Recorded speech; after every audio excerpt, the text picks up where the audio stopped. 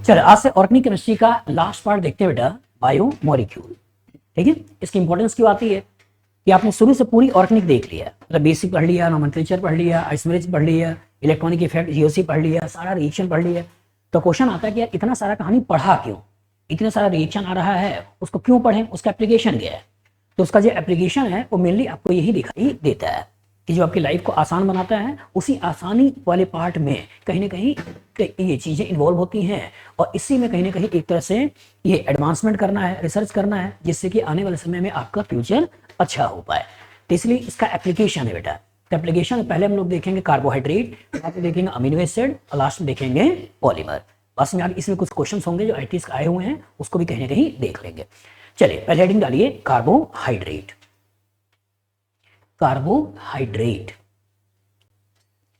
तो सबसे पहला क्वेश्चन तो यही आता है कि आखिर कार्बोहाइड्रेट है क्या। ठीक है, सबसे पहला क्वेश्चन क्या आया कि कार्बोहाइड्रेट है क्या, और केमिस्ट्री में इसको कैसे डिफाइन करोगे। ठीक है, और छोटे कार्बोहाइड्रेट्स को क्या कहते हैं, बस में आगे। तो जो छोटे कार्बोहाइड्रेट्स होते हैं उनको सिंपली बोल दिया जाता है सुगर्स। बस में आगे, खाने में मीठे होते हैं इसलिए उनको बोल देते हैं सुगर्स है। जैसे ग्लूकोज है, फ्रक्टोज है, सुक्रोज है, ये सब क्या है, खाने में मीठे हैं। और जब खाने में मीठे हैं तो इसी कार्बोहाइड्रेट को सिंपली क्या बोल देते हैं, शुगर। बस में आगे, तो जो खाने में मीठे हैं वो शुगर है। ये तो फिजिकल डेफिनेशन हो गया। अब क्वेश्चन है कि सर केमिस्ट्री पढ़ा रहे हो तो केमिकल डेफिनेशन बताओ। तो केमिकल डेफिनेशन क्या है कि कोई भी कंपाउंड जो ऑप्टिकली एक्टिव है और जिसके अंदर एक से ज्यादा हाइड्रोक्सिल ग्रुप है और साथ में एल्डिहाइड या कीटोन है, तो इस तरह के कंपाउंड को बोलते हैं कार्बोहाइड्रेट या शुगर्स। बस में आगे, चलिए पॉइंट के रूप में लिखो। Carbohydrates are chemically defined as, carbohydrates are chemically defined as, carbohydrates are chemically defined as optically active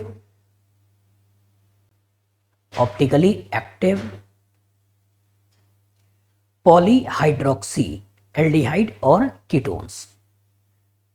optically active polyhydroxy aldehyde और कीटोन्स।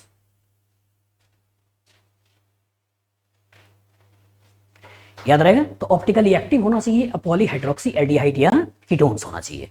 बस में आगे, तो ऑप्टिकली एक्टिव होना चाहिए, मतलब उसके अंदर क्या होना चाहिए, काइरल कार्बन होना चाहिए, और पॉलीहाइड्रोक्सी एक से ज्यादा हाइड्रोक्सिल ग्रुप हो और साथ में एल्डिहाइड हो। तो ये आपका एल्डिहाइड ले लिया, ये आपका OH ले लिया, ये आपका H ले लिया। अगर इसी कार्बन OH लगा दोगे तो एक ही कार्बन 2 OH, मॉलिक्यूल अनस्टेबल हो जाएगा, वाटर निकल जाएगा। इसलिए एक और कार्बन बढ़ाते हुए यहाँ पे लेते हैं CH2OH। तो जो सबसे छोटा शुगर होता है, ये सबसे छोटा कार्बोहाइड्रेट होता है, वो कौन सा है, ये है, और इसका नाम क्या है, इसका नाम है डीग्लिसरल्डिहाइड। डीग्लिसरल्डिहाइड, ये लिख लो, smallest sugar is D glyceraldehyde. Smallest sugar is डीग्लिसरल्डिहाइड।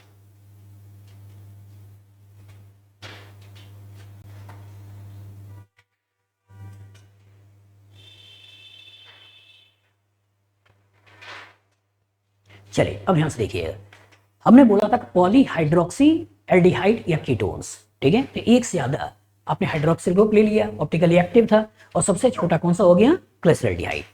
इसमें एक कार्बन बढ़ा दिया, और जो एक कार्बन बढ़ा दिया तो यहां से क्या बन गया, ये हो गया CHO, यहां हो गया आपका OH, यहां हो गया OH, ये H, और यहां हो गया CH2OH, ये बन गया। तो इसका जो नाम होता है वो नाम होता है डी एरिथ्रोज। नाम क्या होता है, डी एरिथ्रोज। और इसी में OH की पोजीशन थोड़ा इधर उधर कर दें। ठीक है, इसी की पोजीशन थोड़ा इधर उधर कर दें, इधर उधर कर दें, तो अब जो कंपाउंड बनेगा वो हो जाता है आपका OH, ये H, यहां हो गया OH, ये H, और यहां हो गया CH2OH। इसको बोलते हैं डीथ्रियोज। डीथ्रियोज।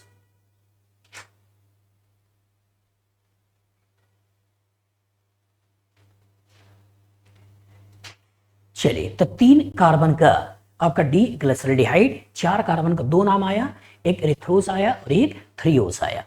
बस में आगे, इसलिए एक कार्बन और बढ़ा देते हैं, तो एक कार्बन और बढ़ा दें तो यहां बन गया 1 2 3, और यहां हो गया CH2OH। OH OH और ये OH, ये H और ये H, इसका नाम क्या हो गया? इसका नाम हो गया डी राइबोस। ये क्या है? D ribose. और एक कार्बन और बढ़ा दें, यहां कर दें CH2OH, यहां हो गया OH, यहां हो गया OH, ये H नहीं, इधर यहां हो गया आपका OH, इधर भी हो गया OH, ये हो गया H, ये हो गया आपका OH। ऐसे बना दिया, ऐसे बना दिया। तो इसको जो नाम दिया वो नाम क्या दिया? D glucose.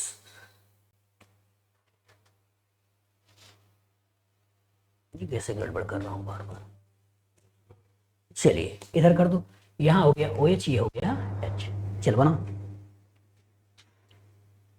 स्टीरियोकेमिस्ट्री एकदम फिक्स है बेटा, इधर उधर मत करिएगा, ठीक है। यहां ध्यान से देखो, 1 2 3 4 5 और ये 6, डी ग्लूकोज।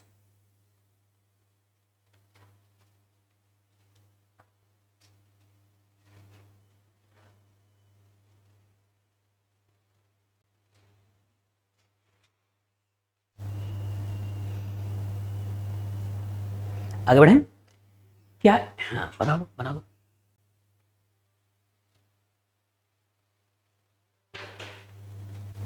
क्या इन सभी के अंदर एल्डिहाइडिक ग्रुप है या नहीं है? है। और सभी के अंदर एल्डिहाइडिक ग्रुप है, तो इस तरह के शुगर को हम जो नाम देते हैं वो क्या बोलते हैं? एल्डोज शुगर है। क्या बोलते हैं? Aldose sugar. तो जिस शुगर के अंदर एल्डिहाइडिक ग्रुप होता है उसका नाम क्या होता है? Aldose sugar. ठीक है, लिख लो। दो sugars which have aldehyde groups are called as aldose sugar. Those sugars which have aldehyde group are called as aldose sugar.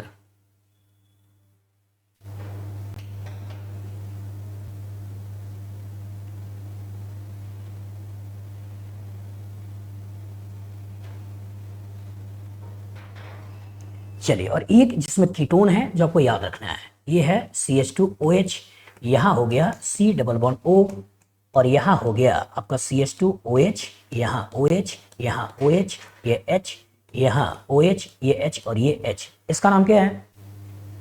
D fructose. नाम क्या है? D fructose. बस में आगे। और इसके अंदर एल्डिहाइडिक ग्रुप है, कीटोनिक ग्रुप है, कीटोनिक। तो इस तरह के शुगर को बोलते क्या हैं? कीटोज शुगर है। क्या बोलते हैं? कीटोज शुगर। तो जिसके अंदर कीटोनिक ग्रुप होता है इसको कीटोज शुगर बोलते हैं, और जिसके अंदर एल्डिहाइडिक ग्रुप होता है इसको एल्डोज शुगर बोलते हैं। ठीक है, चलो बनाओ, लिखो।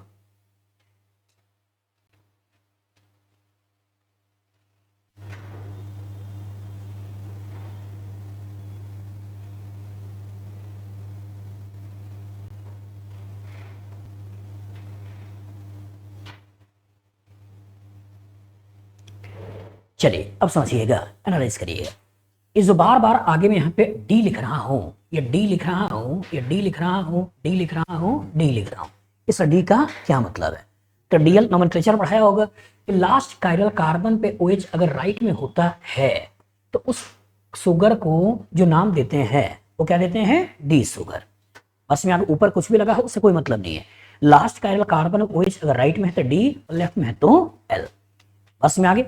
और स्पेसिफिक अगर हर कार्बन बताना हो डीएल नोमेनक्लेचर तो देखना है कि राइट में OH लेफ्ट, लेफ्ट में OH L। बस में आगे। चलिए, तो ये डी शुगर मतलब लास्ट कायरल कार्बन, तुम्हारा OH कहां पे है? नीचे है। और ध्यान से देखो और समझने की कोशिश करो, इसके अंदर कायरल कार्बन कितना है? 1। तो स्टीरियो आइसोमर कितने हो गए? 2। इसके अंदर कायरल कार्बन कितने हैं? 2। Stereo isomer 4। इसके अंदर कायरल कार्बन 3, स्टीरियो आइसोमर 8। और इसके अंदर कायरल कार्बन 4, स्टीरियो आइसोमर 16। बस में आगे। और जब 16 बनेंगे तो उसी 16 में 8 डी फॉर्म होंगे और 8 तुम्हारे एल फॉर्म होंगे। बस में आगे। तो सारे नाम आपके लिए इंपॉर्टेंट नहीं है कि वो 8 कौन से हैं। आपके सिलेबस में कौन सा है? केवल ग्लूकोज। थोड़ा बहुत और आगे बढ़ेगा तो मैनोज। इस तरह इसके अंदर कायरल कार्बन कितने हैं? 3। स्टीरियो आइसोमर कितने होंगे? 8। तो 8 का नाम आपको जानना जरूरी नहीं है। आपके लिए कीटोज शुगर में एक ही है जो आपके लिए इंपॉर्टेंट है, वो कौन सा है? फ्रक्टोज। बस में आगे एक ही है, फिर से बोल रहा हूं, कौन सा है? फ्रक्टोज।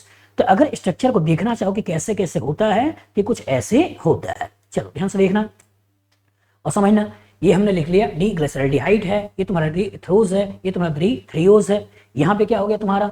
ठीक है, ये देखो ये राइबोज शुगर जो मैंने लिखवाया, इसमें तुम्हारा कौन सा हो गया, अरेबिनोज। ये कौन सा है, लाइजोज। ये कौन सा है, लाइजोज। ये XLXY है, ये LY है। इसमें आ जाओ तो 6 कार्बन कौन सा हो गया, एलोज, एल्टोज, ग्लूकोज, मैनोज, ठीक है, गुलोज, आइडोज, गैलेक्टोज और टेलोज। तो यही तुम्हारे 8 हो गए, और 8 का मिलर इमेज ले लोगे तो 8 और 8 कितने हो गए, 16। बस में आगे तो काम का जो है वो काम का केवल कौन सा है, ग्लूकोज है। थोड़ा बहुत और बढ़ेगा तो मैनोज आएगा और एक आपका गैलेक्टोज आएगा। और आपके लेवल में जितनी भी दुनिया है जो एनसीईआरटी बुक में होगी और जो पास्ट में आया है वो सब कुछ ले लें तो 3 के इर्द गिर्द आपकी दुनिया घूमती है। एक कौन सा है, ग्लूकोज, दूसरा कौन सा है, मैनोज, और तीसरा कौन सा है, गैलेक्टोज। मैनोज और ग्लूकोज में अंतर क्या है, मैनोज और ग्लूकोज में बस यही अंतर है कि इसी OH को इधर की जगह इधर कर दिया है। बस में आगे ध्यान से देखो, इन दोनों में अंतर, इसी के OH को जो राइट में था वो तुमने किधर कर दिया है, लेफ्ट में, और बाकी सब कुछ क्या है, बाकी सब कुछ सेम है। तीस बन गया, वो कौन सा है, मैनोज। बस में आगे तो कहने का मतलब ये है कि हमारे काम की चीजें जो है जिसके ऊपर हमारा फोकस होना चाहिए, ठीक है, वो केवल ये हैं। आपका ग्लिसरॉल्डिहाइड है, दूसरा आपका एरिथ्रोज है, तीसरा आपका थ्रियोज है, फिर आपका राइबोज है, फिर ग्लूकोज है, और ये आपका फ्रक्टोज है। मैनोज भी बनाना चाहो तो मैनोज वाले केस में क्या बोला मैंने कि ये वाला जो कार्बन है इसी पे OH को इधर कर देना, और जो OH को इधर कर देना तो यहां से जो बन जाएगा वो हो गया आपका CHO, इधर 1 2 3 4, और यहां हो गया CH2OH। तो ये OH, ये OH, ये H, इतना तुम्हारा फिक्स है, इधर फिक्स है। बस इवन ग्लूकोज में, फ्रक्टोज में फिक्स है। ध्यान से देखो, इतना पार्ट क्या है, फिक्स है। बस इसी OH को इधर कर दिया, OH इधर कर दिया, H इधर कर दिया, ये जो बन गया, ये क्या बन गया, डी मैनोज। बना लोगे, चलो इसको भी लिख लो, डी मैनोज। मिरर इमेज में आंसर आता है।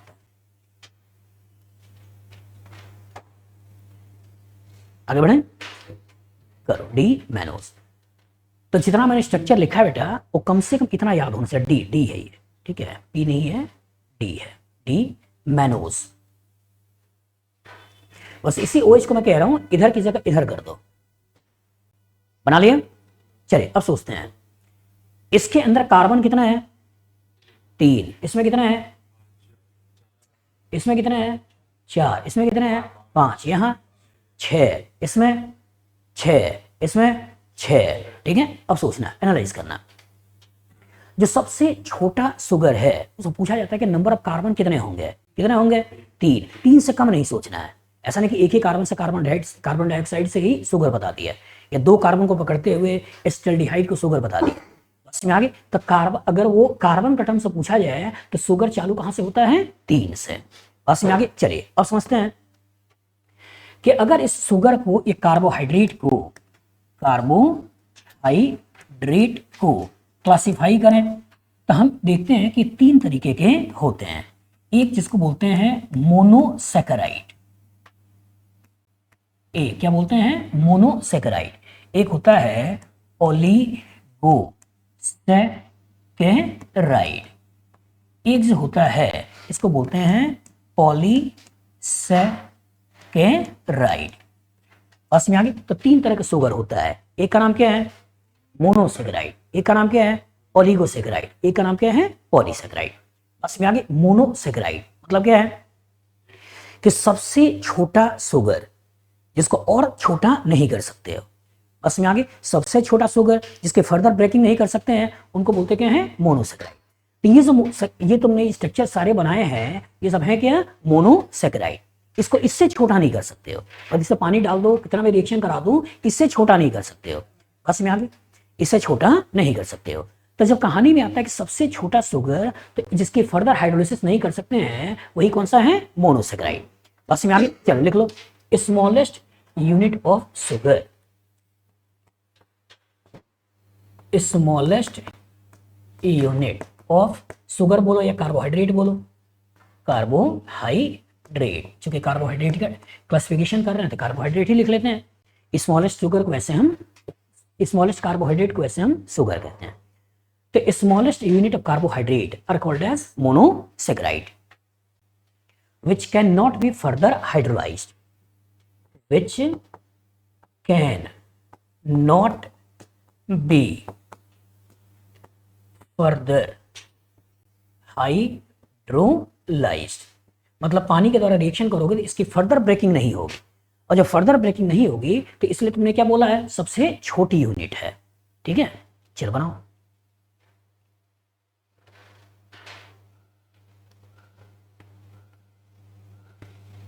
चलिए करिए, लिखिए।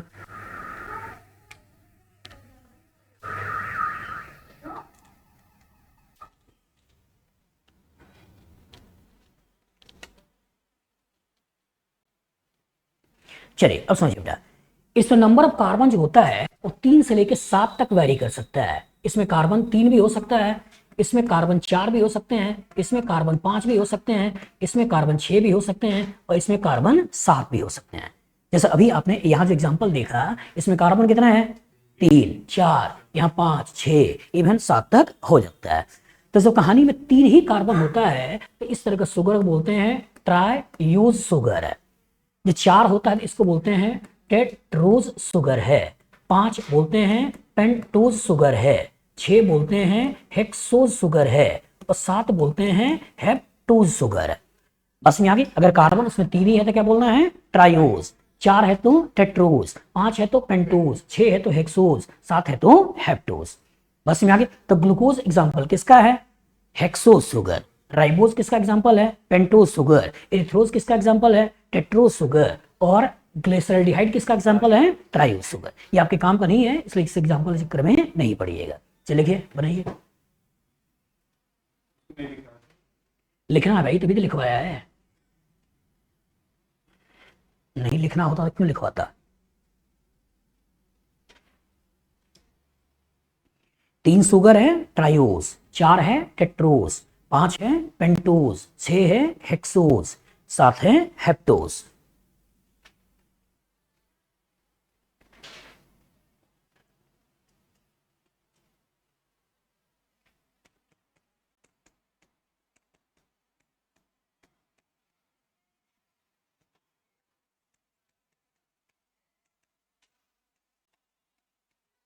चलो ऐसा सोचो,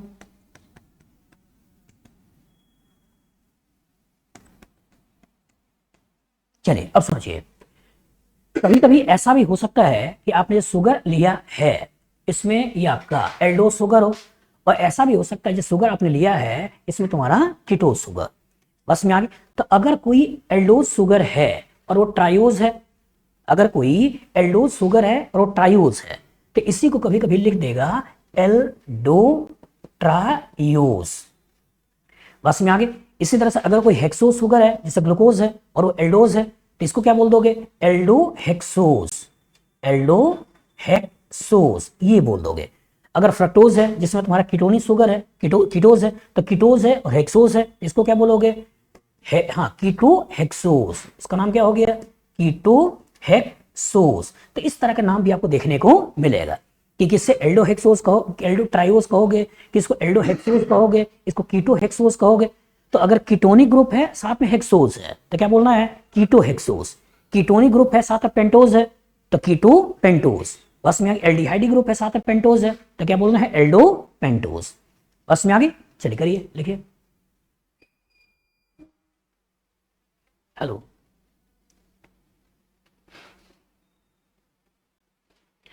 अब बताइए इनमें मोस्ट कॉमन कौन सा है, हेक्सोज। मोस्ट कॉमन कौन सा है, हेक्सोज, ये मोस्ट कॉमन है। इसके बाद किसका नंबर आता है, पेंटोज। इसके बाद किसका नंबर आता है, पेंटोज। ये दोनों बहुत कॉमन है। जो इंसान खाता है पीता है, जानवर खाते पीते हैं, वो सब कौन से हैं, हेक्सोज है। वो कौन सा है, हेक्सोज है। हम जैसे ग्लूकोज खाते हैं तो ग्लूकोज है क्या, हेक्सोज का एग्जाम्पल है। फ्रक्टोज किसका एग्जाम्पल है, हेक्सोज का एग्जाम्पल है।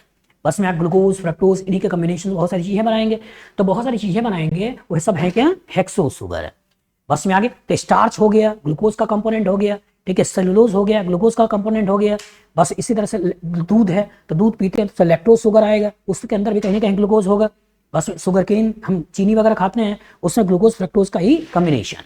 तो जितने एनर्जी का स्रोत है जो भगवान ने आपको दिया है वो किसके थ्रू दिया है, हेक्सोज शुगर के थ्रू।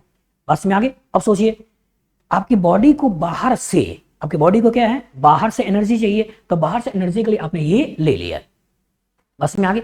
लेकिन आपको बॉडी के अंदर भी तो कुछ होगा जिसकी वजह से एनर्जी मिल रही होगी।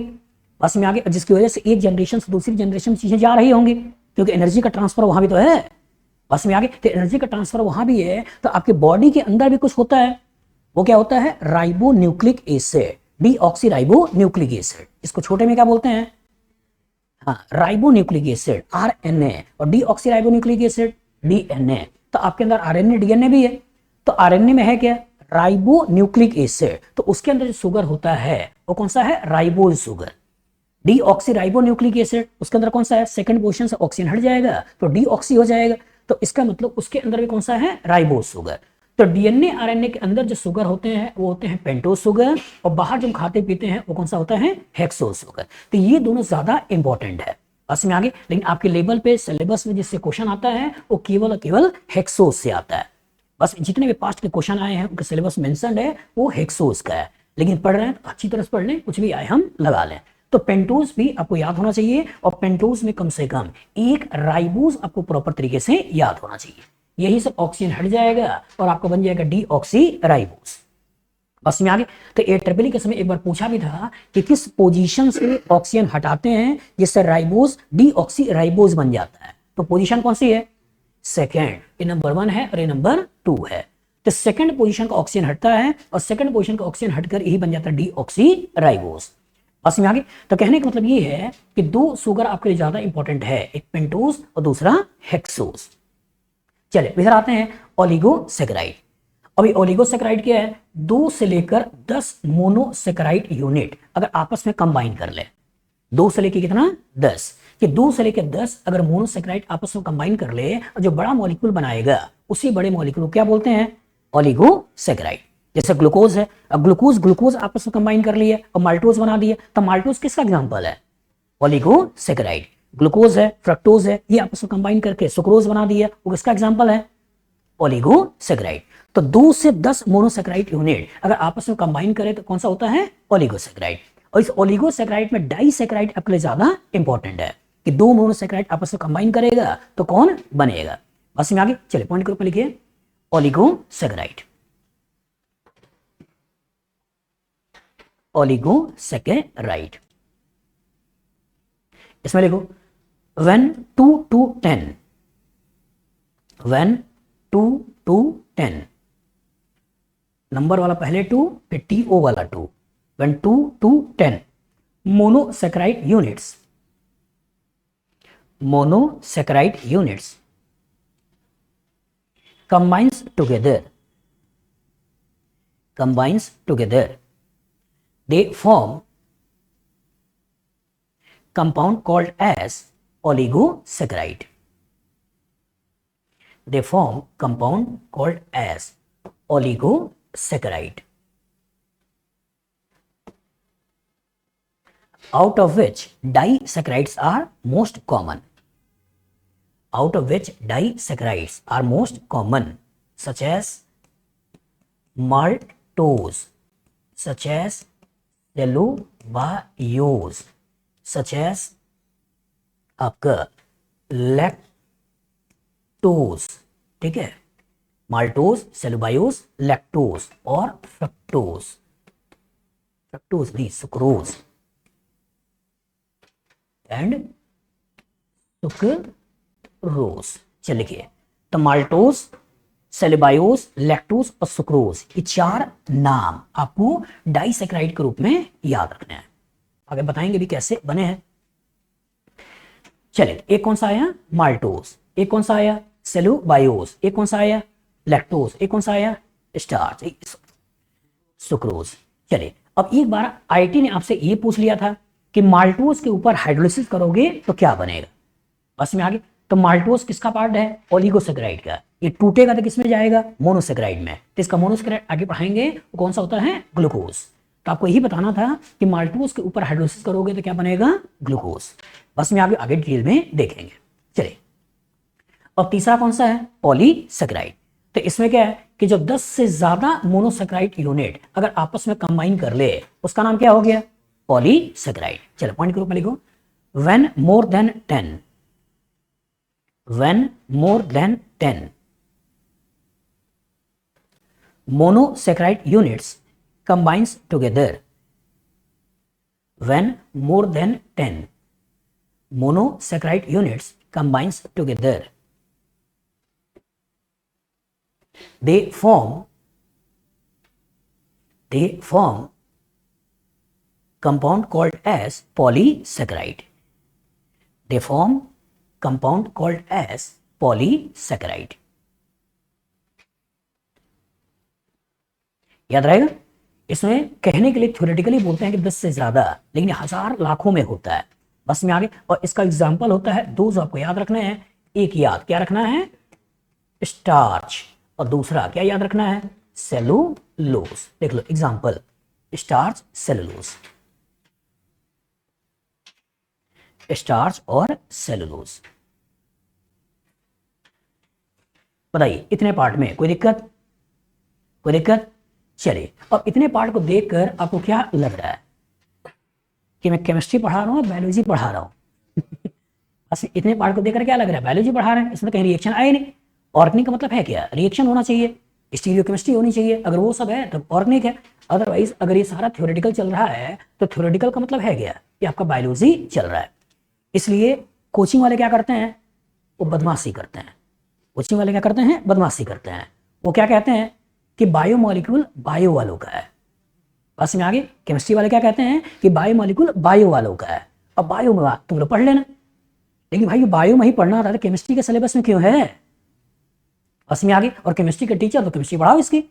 बस में आगे, लेकिन चूंकि इसमें बड़े बड़े मॉलिक्यूल्स हैं और बड़े बड़े स्ट्रक्चर देख रहे हैं, 6 कार्बन के 6 जोड़ा 6 और आया, मतलब 12 कार्बन, पॉलीमर बने इनफाइनाइट कार्बन, तो बच्चा डरेगा नहीं डरेगा? डरेगा। और जो डरेगा, इसके चक्कर में बच्चे को डर ना लगे, इसलिए कभी कभी लोग पढ़ाते ही नहीं है। और केमिस्ट्री वाले बोल देते हैं बायो पढ़ लेना, और बायो बोल देते हैं केमिस्ट्री पढ़ लेना। बस में आगे, जब वहाँ रिएक्शन की बात आएगी तो उनको रिएक्शन नहीं पढ़ाना है, अगर रिएक्शन नहीं पढ़ाना तो वो कह देते हैं केमिस्ट्री पढ़ लेना, और केमिस्ट्री वाले कह देते हैं बायो पढ़ लेना, जिसके चक्कर में बच्चा इधर पढ़ पाता है, इधर पढ़ पाता है। और दुख की बात क्या है, और दुख की बात यह कि हर साल आईटी के मेन हो एडवांस हो, क्वेश्चन आता ही आता है। नीट का पेपर हो, क्वेश्चन आता ही आता है। बस में आगे, तो प्रॉपर तरीके से डिटेल में पढ़िए और अच्छे से पढ़िए। बस में आगे, चलिए समझिए, ये आपका हो गया मोनोसेकेराइड, जिसमें हमने 3 कार्बन से लेकर 6 कार्बन तक का सारी कहानी आपको दिखा दी है। बस में आगे, इस तरह कीटोज वाला की बात करें, कीटो पेंटोज, ये कुछ नाम आते हैं, ठीक है। हेक्सोज में ये कुछ नाम आते हैं।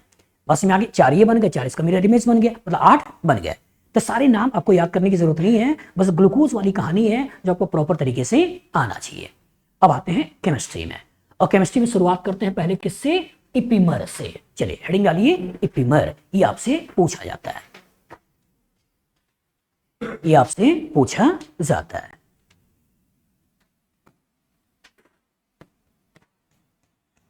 चलिए अब ध्यान से देखिएगा और थोड़ा समझने की कोशिश करिएगा। ये कहानी का एक किरदार है, और दूसरा जो कहानी का किरदार है वो किरदार कुछ ऐसा है। यहां हो गया OH, ये हो गया OH, ये हो गया H, ये H, ये H, ये हो गया OH, और यहां हो गया OH, और यहां हो गया H। बस में यही आपका है। अब ध्यान से देखना और समझना। इसका जो मैंने नाम लिखवाया था वो क्या लिखवाया था, डी ग्लूकोज। इसका नाम क्या है, डी ग्लूकोज। और इसका नाम क्या है, डी मैनोज। इसका नाम क्या है, डी मैनोज। यही है। अगर नंबर ऑफ कार्बन को गिनो तो ये नंबर 1 है, 2 है, 3 है, 4 है, 5 है, 6 है। इसके कार्बन को गिनो तो 1 है, 2 है, 3 है, 4 है, 5 है, 6 है। ये तो है। अब अंतर कहाँ है, अंतर है सेकंड वाले कार्बन की स्टीरियो केमिस्ट्री में। बाकी सबको सेम है, और जो बाकी सबको सेम है और सेकंड वाले कार्बन की स्टीरियो केमिस्ट्री में अंतर है। और जो अंतर है, और यहां अगर मिरर इमेज डालने की कोशिश करें तो क्या ये मिरर इमेज है, नहीं। और अगर मिरर इमेज नहीं है तो क्या ये इनेंसमर है, डायस्टीरियमर है। तो डेफिनेशन क्या निकलेगा कि 2 diastereomers of sugar molecules which differ at only 1 chiral carbon are called as epimer। बस में आगे, तो 2 डायास्टीरियमर्स, ये क्या दोनों डायस्टीरियमर हैं, और किसके डायस्टीरियमर है, शुगर मॉलिक्यूल के हैं। तो 2 diastereomers of sugar molecule which differ at only 1 chiral carbon is called as, क्या बोलना है, एपिमर। बस में आगे, ये पूछा जाता है आईटी के मेन में, एडवांस में, नीट में, हर जगह ये आया है। देखिए heading, epimer. 2 डायास्टीरियमर्स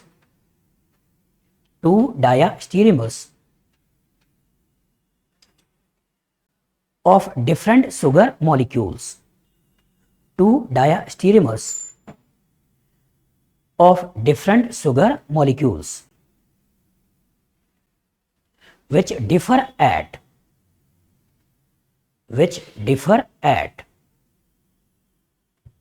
only one chiral carbon, which differ at only one chiral carbon are called as epimer, चलिए इसको बना लो। अब किस कायरल कार्बन के नंबर से अंतर की वजह से आया है, इसलिए कभी कभी क्या बोल दोगे, इसी को बोल दोगे C2 इपिमर, इसी को कभी कभी नाम क्या दे देगा, C2 इपिमर। अगर मान लो कभी यहां पे अंतर होता तो नाम क्या होता, C3 इपिमर, यहां होता C4 इपिमर, यहां होता C5 इपिमर, यहां होता C6। यहां स्टीरियो केमिस्ट्री है, तो जहां स्टीरियो केमिस्ट्री होगा वहीं पे इपिमर वाली बात आएगी। ऐसा एक बहती गंगा में हाथ धो लिया कि 6 पे भी कर लेते हैं, इसलिए बोला बहती गंगा में हाथ धो लिया। चलिए, तो C2 हो सकता है, C3 हो सकता है, C4 हो सकता है, इवन C5 हो सकता है, ठीक है। और तुम्हारे काम का जो है वो कौन सा है, ग्लूकोज और मैनोज, बस ग्लूकोज और मैनोज, ये कौन सा इपिमर है, C2 इपिमर है। आगे बढ़े,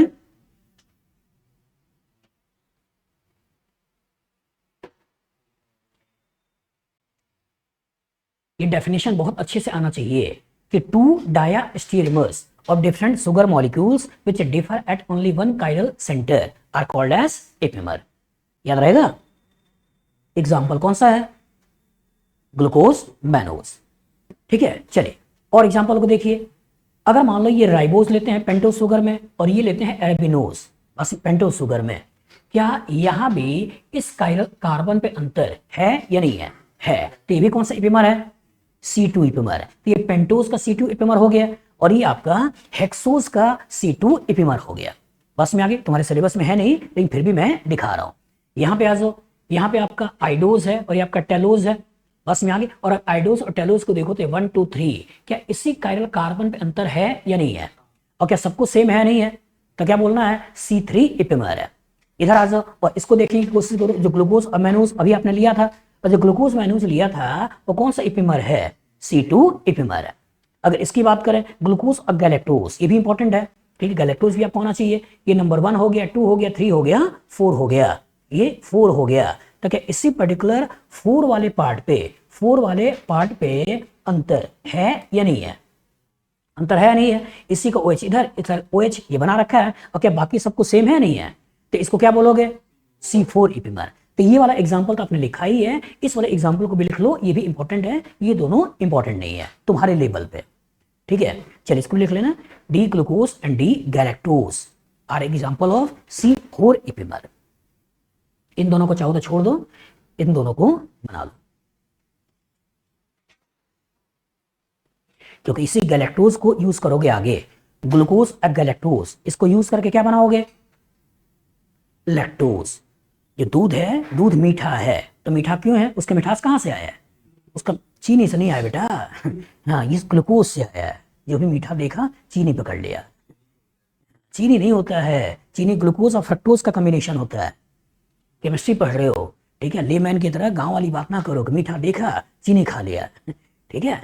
चीनी तो एक एग्जाम्पल है, और चीनी ही तो है जो लोगों को परेशान करके रखा हुआ है, ठीक है। अगर भगवान ने जो दिया, इंसान अगर उसी को खाता तो इतनी सारी बीमारियां होती ही नहीं। हाँ, गन्ना दिया भगवान ने, पियो गन्ना, क्या दिक्कत है। इवन शिव जी को चढ़ाते भी हैं गन्ने का जस, चढ़ाते नहीं चढ़ाते हैं, है? तो इसका मतलब जो जो चीज़ है तुम्हारे लिए, मतलब एक तरह से आयुर्वेद में अच्छी बताई गई, जो डॉक्टर सब बने हैं वो सब करते गए हैं, उन्हीं सबको सबसे खराब कह देते हैं, उन्हीं सबको क्या कहते हैं, सबको खराब कह देते हैं, और दवा बनाते उसी से हैं, ठीक है। जैसे धतूरा है, ठीक है, धतूरा सबसे खराब है, मत खाओ, ये ना करो, वो करो, और लगभग बहुत सारी दवाइयाँ इस धतूरे से बनती हैं।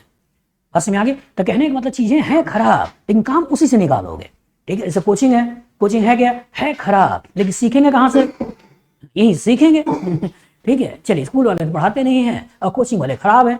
कंपटीशन 15 लाख बच्चे हैं जिसको बैठना है, 10,000 को आना है, और कोचिंग खराब है, बच्चे स्कूल ही जाता रहे। बस में आगे, स्कूल ही जाएगा तो तैयारी कब करेगा, लेकिन कोचिंग खराब है। चलिए एनी हाउ, तो दो आपको याद रखना है बेटा, एक याद रखना है C2 इपिमर, एग्जांपल कौन सा है, ग्लूकोज मैनोज। एक आपको याद रखना है C4 इपिमर, याद क्या करना है, ग्लूकोज और गैलेक्टोज, याद रहेगा, ठीक है, ये आपके सिलेबस में है। तो जो डेफिनेशन मैंने निकाला, वो कौन सा है, 2 डायास्टेरियमर्स ऑफ डिफरेंट शुगर मॉलिक्यूल। इसमें अंतर है, मैंने यूज क्या किया है, डिफरेंट शुगर मॉलिक्यूल, क्योंकि आगे सेम शुगर मॉलिक्यूल से भी आएगा, बस में आगे, और जो सेम शुगर मॉलिक्यूल से आएगा तो वहां अलग नाम आएगा, और वहां नाम कौन सा आएगा, एनोमर, बस में आगे, उसको बाद में देखेंगे। अभी क्या है कि 2 डायस्टेरियमर्स ऑफ डिफरेंट शुगर मॉलिक्यूल, तो डिफरेंट को अंडरलाइन कर लेना, ये भी काम का है, 2 डायस्टेरियमर्स ऑफ डिफरेंट शुगर मॉलिक्यूल। चलिए अब आते हैं केमिकल रिएक्शन ऑफ ग्लूकोज, लिखिए, हेडिंग डालिए, chemical reaction of glucose, chemical reaction of glucose. चलिए अब सोचिएगा, और लिखिएगा नहीं, पहले समझिएगा, क्योंकि आपके पास जो नोटबुक है, वो नोटबुक को या उसका जो पेपर है वो कुछ इस तरीके का है। आप जिस नोटबुक पर लिख रहे हो वो क्या है, ऐसे खड़ा है, और मैं जिस नोटबुक पर लिख रहा हूं ये नोटबुक आपका ऐसे चौड़ा है, ये ऐसे है ना, ये ऐसे है, और इसी को घुमा दो तो तुम्हारी वाली नोटबुक बन जाएगी, छोटा कर दें, बस में आगे। तो हमारी नोटबुक ऐसी है, इसलिए मैं यहां बीच में से लिखूंगा और ऐसे ऐसे रिएक्शन को खोलूंगा, बस में आगे। लेकिन तुम्हारी नोटबुक ऐसी है, इसलिए यहां पे ग्लूकोज का स्ट्रक्चर बनाना और ऐसे एरो करके ऐसे ऐसे बनाना, बस में आगे, कि जिससे कि सही तरीके से सारे रिएक्शन आपके पास आ जाएं। तो मैं ऐसे लिखूंगा, लेकिन आपको ऐसे लिखना है, क्लियर। चलिए इधर आते हैं। अब कुछ बदमाश बच्चे होंगे क्या, नोटबुक को ही घुमा देंगे बस में आगे। तो क्यों नोटबुक को घुमाएं, अब मान लो नोटबुक को घुमा दोगे, वो उस समय तो ठीक है कि आप नया पेज पे लिखना चालू कर रहे हो, लेकिन अगर किसी नोटबुक में आधा ही लिखे हो और आधा खाली है तो क्यों घुमाएं, और उतना पेज क्यों बर्बाद करें, बस में आगे, उसे प्रॉपर यूज करें। चलिए देखिए, ग्लूकोज, तो यहाँ की कहानी में आपका CHO है, यहाँ की कहानी में है क्या, ये आपका CHO है, 1 2 3 4, यहाँ हो गया आपका CH2OH, यहाँ हो गया OH, यहाँ हो गया OH, ये H, यहाँ हो गया OH, ये H, ये OH, H और ये H, ये हो गया आपका D ग्लूकोज। ये तो है, इसी को बोलते हैं मैनेजमेंट, कि कैसे मैनेज करना है, बस में आगे। चलिए D ग्लूकोज, हमने आपको रिएक्शन पढ़ाया है, जिस सीक्वेंस से पढ़ाया उसी सीक्वेंस में देखते हैं। हमने जिस सीक्वेंस से पढ़ाया उसमें पहले अल्कीन पढ़ाया, फिर अल्काइन पढ़ाया, फिर आपका ऑक्सीडेशन पढ़ाया, फिर हमने आपको रिडक्शन पढ़ाया, फिर हमने आपको अल्कीन पढ़ाया, फिर हमने आपको एरोमेटिक कंपाउंड पढ़ाया, जिसमें benzene, alkyl benzene, hello benzene, phenol, aniline, ये सब कहानी पढ़ाई। फिर हमने आपको अल्काइल हैलाइड, फिर हमने आपको अल्कोहल, फिर हमने आपको ईथर, फिर हमने आपको अमीन, ऐसे पढ़ाया। फिर हमने आपको एल्डिहाइड पढ़ाया, फिर कीटोन पढ़ाया, फिर कार्बोक्सिलिक एसिड पढ़ाया, उसके डेरिवेटिव्स पढ़ाए, जिसमें हमने इस तरह की कहानियां इनडायरेक्टली ली, और उसी के बाद हम बायोमोलिक्यूल्स इनडायरेक्टली अब पढ़ रहे हैं, यही तो है। और सोचिए इसी सीक्वेंस में देखते हैं, तो क्या अल्कीन अल्काइन में, जिसमें केवल अल्कीन अल्काइन है और यह एल्डिहाइड अल्कोहल है, तो क्या ग्लूकोज कहीं आपने अल्कीन अल्काइन में देखा, नहीं देखा, मतलब इस पार्ट में आपको कोई भी ग्लूकोज का रिएक्शन नहीं दिखेगा। लेकिन ऑक्सीडेशन सोचो, और जो ऑक्सीडेशन है, तो क्या आपने ऑक्सीडेशन ऑफ एल्डिहाइड पढ़ा है, नहीं पढ़ा है, क्या आपने ऑक्सीडेशन ऑफ अल्कोहल पढ़ा है, नहीं पढ़ा है, और जो ऑक्सीडेशन पढ़ा है तो इस सेगमेंट में इसका रिएक्शन दिखेगा, उसमें आगे इस सेगमेंट में दिखेगा। तो ऑक्सीडेशन पहले हमने क्या पढ़ाया, ऑक्सीडेशन ऑफ अल्कीन अल्काइन, फिर हमने क्या पढ़ाया, ऑक्सीडेशन अल्कोहल, फिर हमने क्या पढ़ाया, ऑक्सीडेशन एल्डिहाइड, फिर हमने क्या पढ़ाया, ऑक्सीडेशन ऑफ कीटोन। तो ऑक्सीडेशन अल्कोहल देख लेते हैं, और जो ऑक्सीडेशन ऑफ अल्कोहल देख लेते हैं, तो सोचिए ऑक्सीडेशन ऑफ अल्कोहल, ठीक है, ऑक्सीडेशन ऑफ अल्कोहल, सोचिए ऑक्सीडेशन ऑफ एल्डिहाइड, इन्हीं दोनों का कराना है। तो ऑक्सीडेशन में क्या क्या लिया था, PCC, PDC, ये सब तो लिया था, बस में आगे, ठीक है। इसके कॉरस्पॉन्डिंग आपने किया था, KMNO4 वगैरह लिया था, धीरे धीरे आगे बढ़े गए। तो इसका मतलब हमें जो ऑक्सीडेशन करना है, दोनों को साथ में दिखा रहा हूं, ठीक है, कि हमें एल्डिहाइड का ऑक्सीडेशन करना है और हमें इस अल्कोहल का ऑक्सीडेशन करना है। हम चाहते हैं कि भाई इस एल्डिहाइड का ऑक्सीडेशन हो जाए और बाकी किसी का ऑक्सीडेशन ना हो। हम पहले क्या चाहते हैं कि ये एसिड में कन्वर्ट हो जाए और बाकी सब कुछ सेम रहे, और जो बाकी सब कुछ सेम रहे तो कहानी कैसे बनेगी, ये बनेगी COOH, यहाँ 1 2 3 4, यहाँ हो गया CH2OH, यहाँ हो गया OH, ये हो गया OH, ये हो गया H, ये हो गया OH, ये H, ये OH, ये H और ये H, ऐसा बन गया। दूसरा, अब हम चाहते हैं कि इसका भी ऑक्सीडेशन हो जाए, इसका भी ऑक्सीडेशन हो जाए, मतलब ये भी एसिड में कन्वर्ट हो जाए और एक प्राइमरी अल्कोहल है ये भी एसिड में कन्वर्ट हो जाए।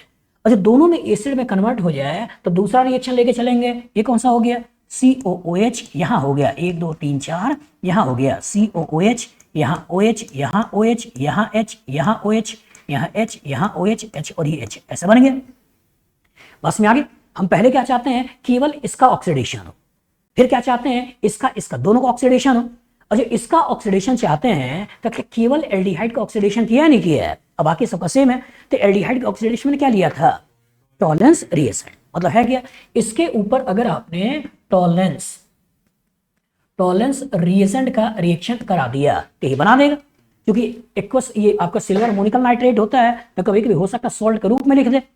बस में आगे तुम चाहते हो यही बने, तो यही बने तो इसकी जगह एक नया तुम ब्रोमीन वाटर भी ले सकते हो, और अगर ब्रोमीन वाटर का रिएक्शन कराओ तो भी इसका ऑक्सीडेशन करके इसमें कन्वर्ट कर देता है। दूसरा जो आपको याद रखना है कि अगर कभी ऊपर और नीचे दोनों का ऑक्सीडेशन करना है तो जिस रिएजेंट को यूज करोगे वो कौन सा है? Nitric acid. बस में आगे कि अगर नाइट्रिक एसिड लिया तो इसका भी ऑक्सीडेशन कर देगा, इसका भी ऑक्सीडेशन कर देगा। अब नाम जो आपके लिए इंपॉर्टेंट है, इस कंपाउंड का नाम क्या है? Gluconic acid. और इसका नाम क्या है? ग्लूकारिक एसिड। ये कॉमन नेम याद रखना है। इसका नाम क्या हो गया? Gluconic acid. और इसका नाम क्या हो गया? ग्लूकारिक एसिड। ग्लूकारिक एसिड याद ऐसे कर सकते हो। ABCD अपने बचपन में पढ़ा है, N पहले आता है, R पहले आता है, N तो N पहले आता है मतलब इसमें एक का करना है, और R बाद में आता है मतलब दोनों का करना है। बस में आगे तो कुछ भी लॉजिक बैठाओ लेकिन याद कर लो। और आपसे पूछा जाता है कि ग्लूकोज के ऊपर अगर ब्रोमीन वाटर का रिएक्शन कराएं, ग्लूकोज के ऊपर टॉलरेंस रिएजेंट का रिएक्शन कराएं तो इससे क्या बनेगा? अब ग्लूकोज के ऊपर अगर नाइट्रिक एसिड का रिएक्शन कराएं तो इससे क्या बनेगा? याद रहेगा? चलो बनाओ, देखो।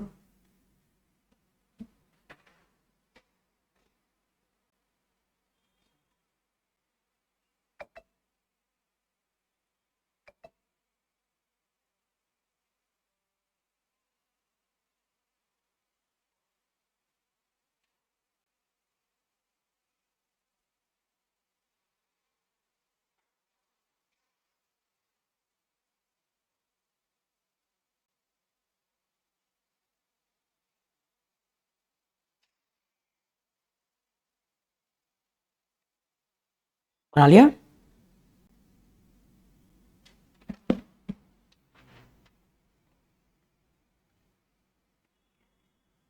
ग्लूकोज के ऊपर ब्रोमीन वाटर का रिएक्शन या ग्लूकोज के ऊपर टॉलरेंस रिएजेंट का रिएक्शन क्या करना है?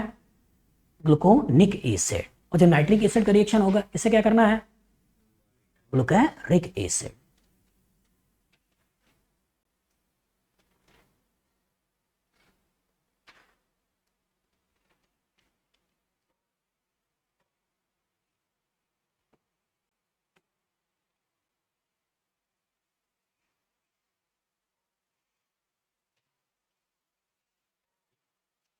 चलिए अब सोचते हैं,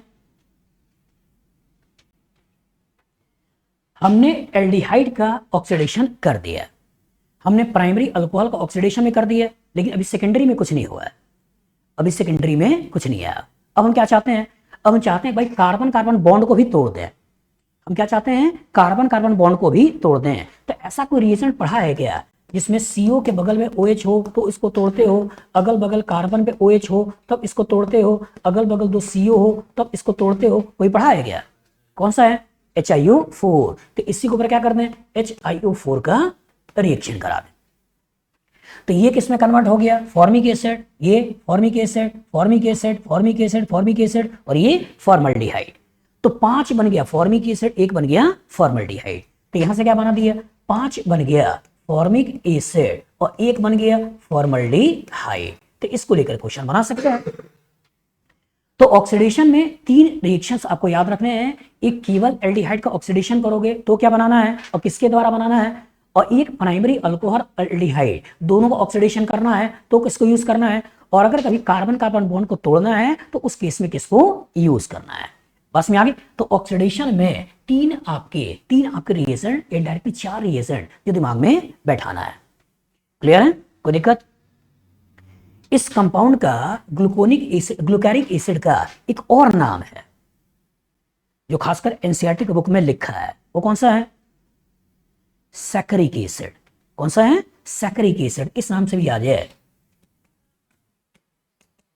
तो परेशान मत होना, ठीक है? सैकरिक एसिड, ठीक है? तो ये कंफ्यूज करता है, कभी कभी हो सकता है मेन वाले ऐसा ही क्वेश्चन दे दें कि सैकरिक एसिड इज ग्लूकारिक एसिड या ग्लूकानिक एसिड इज सिंपली ग्लूकोज या फ्रक्टोज, ऐसा कुछ बना दे। तो याद रखना है सैकरिक एसिड किसका नाम है? ग्लूकारिक एसिड का। चलिए बनाइए, लिखिए।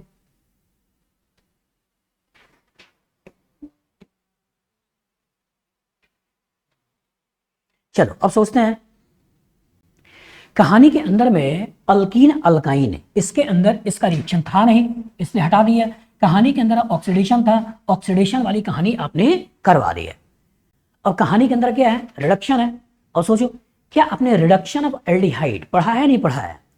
पढ़ा है ना? रिडक्शन में क्या पढ़ाया था? पहले carbon carbon multiple bond, double triple का रिडक्शन, फिर कार्बोनिल कंपाउंड उनका रिडक्शन, पढ़ा नहीं पढ़ा है? तो कार्बोनिल कंपाउंड सोचो, कार्बोनिल कंपाउंड का अगर तुमने लिथियम एल्यूमिनियम हाइड्राइड से रिएक्शन कराया था तो क्या इसको अल्कोहल में कन्वर्ट किया था या नहीं किया था? किया था। तो इसका तो एल्डिहाइड ही तो है, और ये एल्डिहाइड है और इसके ऊपर lithium aluminium hydride, sodium borohydride, इन सब का रिएक्शन करा दो, किसमें कन्वर्ट करेगा? एल्डिहाइड। तो अगर मैं इसी पर्टिकुलर के ऊपर लिथियम एल्यूमिनियम हाइड्राइड का रिएक्शन करा दूं या इसी पर्टिकुलर के ऊपर सोडियम बोरोहाइड्राइड का रिएक्शन करा दूं तो होगा क्या? यही आपका CHO है, ये CH2OH में कन्वर्ट हो गया।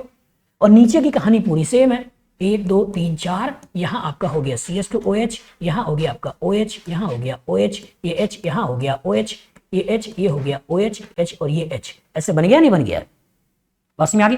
तो कहने का मतलब ये है कि जैसे एल्डिहाइड का रिडक्शन करके अल्कोहल बनाते हो वैसे इसका भी रिडक्शन करके अल्कोहल बना सकते हो, बन जाएगा। इसका कॉमन नेम क्या है? सॉर्बिटॉल। सॉर्बिटॉल ये भी याद रखना है, या इसी को बोल सकते हैं एल्डिटॉल। बस में आ गई। तो एल्डिटॉल बोले सॉर्बिटॉल बोले दोनों सेम है। चलिए बनाइए, लिखिए।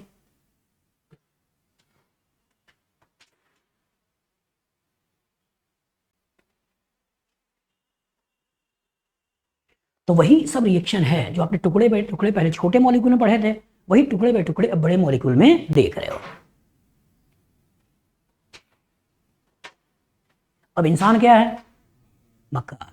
तो कभी कभी एनसीईआरटी भी मक्कारी करती है। कैसे लिखती है? इसी ग्लूकोज को ऐसे नहीं लिखेगी, ऐसे लिखेगी CHO है, ये CH और यहाँ OH है, और ये कर देगी 4 बार, और यहाँ कर देगी CH2OH। तो ऐसे मक्कारी करते हैं, बस में आगे। लेकिन भूल जाते हैं कि भाई ये जो मक्कारी कर रहे हो इसमें ऐसा फील हो रहा है कि चारों OH एक ही तरफ है, लेकिन क्या चारों OH एक ही तरफ है? नहीं। तो मक्कारी नहीं करना चाहिए, इसलिए आपको बार बार लिखवा रहे हैं कि जिससे 2-4 बार लिखोगे तो आपके दिमाग में बैठ जाएगा। बस में आगे। तो कहने का मतलब ये है कि आपने रिडक्शन करा दिया, एल्डिहाइड का रिडक्शन करके अल्कोहल बना दिया। कि आपने ऐसा भी कोई रिएक्शन पढ़ा है क्या कि इसमें एल्डिहाइड का रिडक्शन कर दें तो इसके कोरस्पॉन्डिंग CHO है ये आपका CH3 में कन्वर्ट हो जाता हो? क्लेमेंसन रिडक्शन करा दो। तो इसका क्लेमेंसन रिडक्शन करा दो, वोल्किंसन रिडक्शन करा दो, लेकिन दिक्कत क्या है कि अल्कोहल भी है। दिक्कत क्या है? अल्कोहल भी है। तो जब क्लेमेंसन रिडक्शन कराओगे तो उसका H+ जो होगा वो यहाँ रिएक्शन करेगा नहीं करेगा? करेगा, इसलिए मत करो। तो कौन जिसमें ये परेशानी नहीं आती है? तो परेशानी नहीं आती है कौन सा है? HI red phosphorus. नहीं करा सकते हो क्योंकि वहां भी एसिड बेस होने की संभावना है। ठीक है, OH- यहाँ रिएक्शन कर सकता है एल्डिहाइड पे, ठीक है, इसलिए उसको भी अवॉइड करते हैं। और हम अल्कीन ही अगर बनाना है तो किसको यूज करेंगे? HI red phosphorus. तो ये बन गया CH3 CH2 CH2 CH2 CH2 CH3, क्या बन गया? हेक्सेन। 2 4 6। तो क्या N हेक्सेन बना या नहीं बना? बना। तो ये मेडिकल में IT मेन में बार बार पूछा गया क्वेश्चन है कि ग्लूकोज के ऊपर HI रेड फॉस्फोरस डालोगे तो इसे क्या बनेगा? N hexane. बस में आगे। तो रिडक्शन में 3 रिएजेंट आपको याद रखना है। पहला कौन सा है? Lithium aluminium hydride. दूसरा कौन सा है? Sodium borohydride. तीसरा कौन सा है? HI red phosphorus. कि जो अल्कोहल पे लाकर रोकना है तो इसको यूज करो, और जो अल्कीन तक पहुंचा देना है उस केस में इसको यूज करो।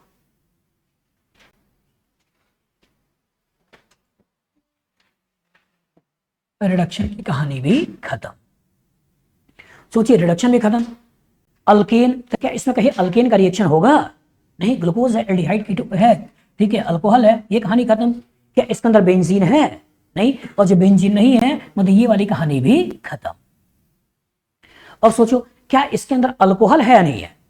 और जब इसके अंदर अल्कोहल है तो अल्कोहल का रिएक्शन होगा। बस में आगे, अगर इसके अंदर अल्कोहल है तो अल्कोहल का भी तो रिएक्शन होगा। और दिक्कत क्या है कि बड़े बड़े मॉलिक्यूल दिख रहे हैं, इसलिए डर का फैक्टर बढ़ रहा है। लेकिन काम वही है, आपने पढ़ा है कि अगर कोई अल्कोहल है और इसका एसिड एनहाइड्राइड के साथ रिएक्शन करा दे तो आपने क्या किया है, यहीं पे अटैक किया है, इस एसिड को निकाला है और एसिड को निकाल के ROCOCH3 ऐसे बनाया नहीं बनाया?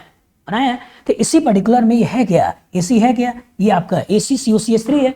तो हो सकता है इसको इतना बड़ा न लिखकर वो क्या लिख दे, ROAC ऐसे बना दे। बस में आगे। अच्छा ऐसे बना दे तो सोचो अगर इसी ग्लूकोज के ऊपर अगर एसिटिक एनहाइड्राइड का रिएक्शन करा दें तो जितने अल्कोहलिक ग्रुप हैं वो सारे अल्कोहलिक ग्रुप किस में कन्वर्ट हो जाएंगे, ROAC में। तो क्वेश्चन कर दिया, क्वेश्चन आपको दे दिया कि मान लो ऐसे दे दिया कि इसी ग्लूकोज के ऊपर अगर उसने बोल दिया कि भाई तू इसका रिएक्शन करा दे, एसिटिक एनहाइड्राइड का CH3CO ट्वाइस और ये आपका O, इस एनहाइड्राइड का रिएक्शन करा दो, तो जितने भी तुम्हारे OH हैं वो सारे OH किस में कन्वर्ट हो गए, ROAC। तो कहानी कैसे बनाओगे, सोचो 1 2 3 4, यहाँ आपका CH2 और ये आपका CHO, तो ये हो गया OAC, ये हो गया OAC, ये हो गया OAC, ये हो गया OAC, ये हो गया OAC और HHH ऐसे बन गया नहीं बन गया, बन गया। तो अभी तक जो केमिकल रिएक्शन कर रहे थे उसमें एक ही अल्कोहल का रिएक्शन करा रहे थे, अब यहाँ पे इतने सारे अल्कोहल हो गए और इतने सारे अल्कोहल हो गए तो और भी रिएक्शन हो सकते हैं। तो अल्कोहल वाले चैप्टर में जाकर भी इसका रिएक्शन करा सकते हो। चलो करो, लिखो।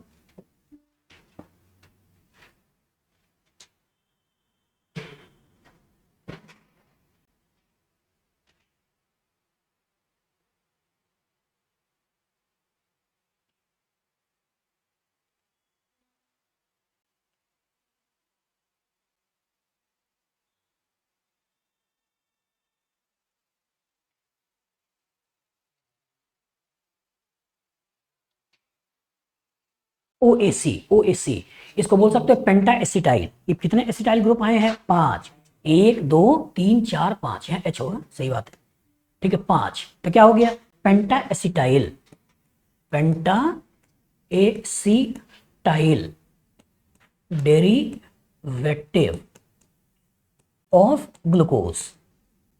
यह है क्या, 5 बार आपने एसाइलेशन करा रखा है तो क्या बोलोगे, पेंटा एसिटाइल डेरिवेटिव ऑफ ग्लूकोज।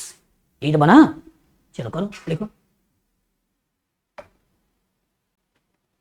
तो बड़े बड़े स्ट्रक्चर, फिर से बोल रहे हैं, केवल बड़े बड़े स्ट्रक्चर आते हैं और इसी के चक्कर में लोग डर जाते हैं और टीचर पढ़ाते नहीं हैं और बच्चे पढ़ते नहीं हैं, और जब पेपर में आता है तो उसमें सोचते हैं भगवान काश पढ़ लिया होता। चलिए करिए, एनालाइज करिए, सोचिए। अल्काइल हैलाइड, हेलोजन है नहीं, भूल गए, अल्कोहल का रिएक्शन ले लिया, ईथर है नहीं, अमीन है नहीं, मतलब कहानी खत्म। अब आ जाओ रिएक्शन किसका, एल्डिहाइड कीटोन। तो एल्डिहाइड कीटोन का पहला रिएक्शन कौन सा पढ़ाया था, HCN ये पढ़ाया था ना, तो इसी के ऊपर करा दो HCN का रिएक्शन। तो अगर इसके ऊपर HCN का रिएक्शन करा दोगे तो होगा क्या, इसी एल्डिहाइड पर रिएक्शन होगा, और बाकी सबको सेम है। तो आपको मालूम है कि जब कभी एल्डिहाइड के ऊपर HCN का रिएक्शन करते हैं तो क्या साइनोहाइड्रीन बनता है या नहीं बनता है, बनता है। तो इसी साइनोहाइड्रीन को यहाँ बनाना है। तो यही जो CHO वाला कार्बन है, इसी CHO वाले कार्बन को लगाना क्या है, OH लगाना है, CN लगाना है, H लगाना है और ये R लगाना है। तो R मतलब नीचे तो पहले लिख लो, नीचे तो पहले लिख लो 1 2 3 4, यहाँ हो गया CH2OH, यहाँ हो गया OH, ये हो गया OH, ये हो गया H, ये हो गया OH, ये H, ये OH, H और H, इतना तो लिख लिया। तो R वाली कहानी तो खत्म हो गई, ये कहानी खत्म हो गई। अब तुमको लगाना क्या है, ये OH लगाना है, ये H लगाना है, ये CN लगाना है। तो अभी तक जितने भी OH H को तुम ऐसे लगा रहे थे, तो अगर ऐसे लगा रहे थे तो इसी में होगा क्या, एक बार OH इधर, एक बार OH इधर, एक बार OH इधर है तो H इधर हो जाएगा, और इधर OH है तो H इधर हो जाएगा, क्योंकि यहाँ काइरलिटी में तो आ रही है, आ रही नहीं आ रही है। तो काइरलिटी आ रही है तो उस काइरलिटी को थोड़ी देर के लिए छोड़ दें तो हमने क्या लिख दिया है, ये कर दिया CH और यहाँ हो गया OH, बस में आगे। और जब यहाँ हो गया ये तुम्हारा H और OH लिख दिया, अब बचा क्या है CN।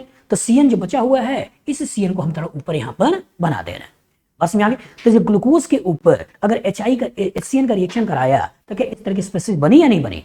बनी। लेकिन अच्छी बात क्या है, इससे अच्छा क्वेश्चन बना सकता है कि यहाँ कायरल्टी आई, और जब यहाँ कायरल्टी आई तो दो इसके स्ट्रक्चर बने, और दो स्ट्रक्चर बने तो क्या वो दोनों स्ट्रक्चर आपस में इनेंसमर है, डायस्टेरियोमर है?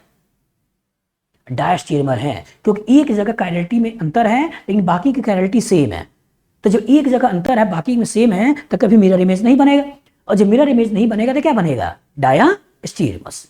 बस में आगे। तो हो सकता है फ्यूचर में इससे क्वेश्चन बना ले कि ग्लूकोज के ऊपर HCN का रिएक्शन करके जो कंपाउंड बनाए हो, और दो कंपाउंड बना है, पहले यही कितने बनेंगे? तो बना लिया दो, अब वो दोनों आपस में है क्या वो इनेंसमर है, डायस्टेरियोमर है? डायस्टेरियोमर है। चल इसको दिखा भी दे रहा हूं कैसे डायस्टेरियोमर कह रहा हूं। चलो इसको लिखो, बनाओ, अभी समझाते हैं।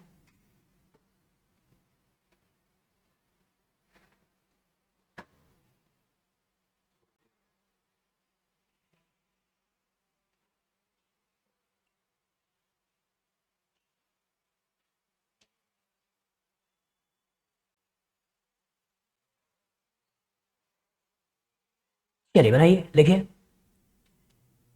कैसे डायस्टेरियोमर है उसको थोड़ा समझिए। यहां आपका CN, थोड़ा CN को मैं इधर ले लूं, यहां आपका CN 1 2 3 4, और यहां एक और बन गया CH2OH, यहां OH, यहां OH, यहां H, यहां OH, यहां CN, यहां CN 1 2 3 4 5, यहां CH2OH, यहां OH, यहां OH, यहां H, यहां OH, यहां H, यहां OH, यहां H, यहां H। चलो ध्यान से देखो मैं क्या बोल रहा हूं, इसी कार्बन में एक बार OH इधर, एक बार OH इधर, तो इसी कार्बन में एक बार OH इधर तो ऐसे बना दिया, और एक बार OH मतलब ऐसे बना दिया। अब सोचो क्या ये एक दूसरे के मिरर इमेज हैं? नहीं। और जब मिरर इमेज नहीं है इसलिए मैं क्या बोल रहा हूं? डायस्टेरियोमस। एक अच्छा क्वेश्चन बना सकता है कि ग्लूकोज के ऊपर HCN का रिएक्शन करने के बाद कितने प्रोडक्ट बने हैं, और दो प्रोडक्ट बने हैं वो आपस में हैं क्या? पास में आगे। तो पहला बच्चा तो हो सकता है यहीं पे गलती कर दे कि ग्लूकोज का रिएक्शन करके ये तो बना लेगा, लेकिन जल्दबाजी में स्टीरियोकेमिस्ट्री नहीं देखेगा। अब मान लो देख भी लिया तो उसके दिमाग में आ सकता है कि सर यहां भी बना और इतने ये भी तो हैं, तो हो सकता है कि 1 2 3 4 और 5 सोचने लगे। बस में आगे। लेकिन क्या हम रिएक्शन इसके ऊपर करा रहे हैं, सबके ऊपर करा रहे हैं? इसके ऊपर। जो इसके ऊपर रिएक्शन कर रहे थे इसी की स्टीरियोकेमिस्ट्री में चेंज आएगा, बाकी सब में कोई चेंज नहीं आएगा। तो यहीं पे चेंज आएगा मतलब क्या है कि यहीं पे कायरल्टी क्रिएट हो रही है तो इसी पे OH इधर उधर करो, बाकी सबकी स्टीरियोकेमिस्ट्री फिक्स रखो। बस में आगे। तो लिख लेना कि इसके थोड़ा एरो बना के ऐसे और ऐसे करके इन दोनों स्ट्रक्चर को बना लेना, और लिख लेना कि आपस में है क्या? डायस्टेरियोमर। बना लो, लिख लो। इसी के ऊपर आपने ऐसे एरो बना देने कि इसका दो स्ट्रक्चर बनेंगे, और ऐसे बना लो, करो, क्लियर हो जाए, क्योंकि फ्यूचर में आने वाला क्वेश्चन है ये।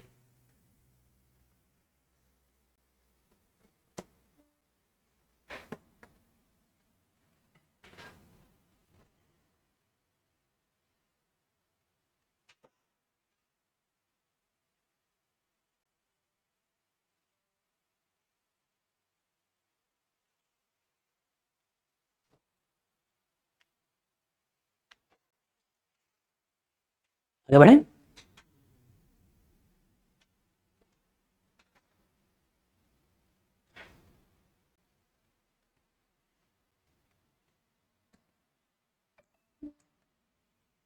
चलिए अब समझते हैं। एल्डिहाइड के भी आपने रिएक्शन को पढ़ लिया और कीटोन है नहीं, तो इसकी कहानी भी खत्म हो गई। या कहानी के अंदर acid, acid halide, anhydride, ester, amine या अमाइड, ये सब कहीं है? नहीं है। और नहीं है मतलब इसके कोई रिएक्शन आपको नहीं देखना है। बस में आगे। तो जो रिएक्शन आपको देखने थे वो यही वाले रिएक्शन है जिसको लेकर आपसे IT क्वेश्चन बना सकती है।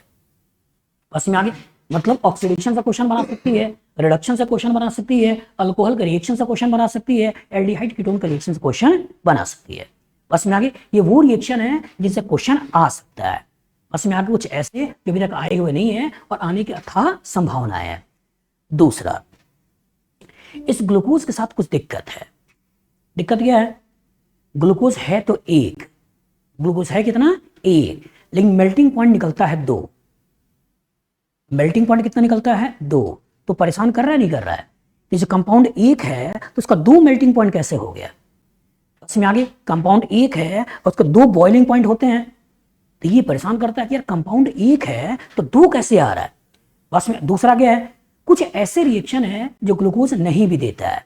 हमने इतने सारे करा लिए, लेकिन कुछ ऐसे भी रिएक्शन है जो ग्लूकोज नहीं देता है, और जो नहीं देता है तो उस पर्टिकुलर को भी सपोर्ट करना है कि यार बाकी क्यों नहीं दे रहा है, वो आखिर रिएक्शन है वो क्यों नहीं दे रहा है। जैसे हमने एल्डिहाइड कीटोन में आपको पढ़ाया था कि जब इसके ऊपर सोडियम बाइसल्फाइड का रिएक्शन कराते हैं तो क्या ये एल्डिहाइड के ऊपर अटैक करके रिएक्शन कर रहा था, नहीं कर रहा था, कर रहा था। लेकिन जब इसके ऊपर रिएक्शन करते हैं तो क्या देखते हैं, ये रिएक्शन नहीं देता है। बस में आगे दूसरा क्या है कि आपने 2,4 डाइनाइट्रोफिनिलहाइड्राजीन NH2G वाला रिएक्शन भी करा रखा है, तो इसके ऊपर जब 2,4 DNP का रिएक्शन कराते हैं तो कहता है कि ये रिएक्शन भी नहीं होता है।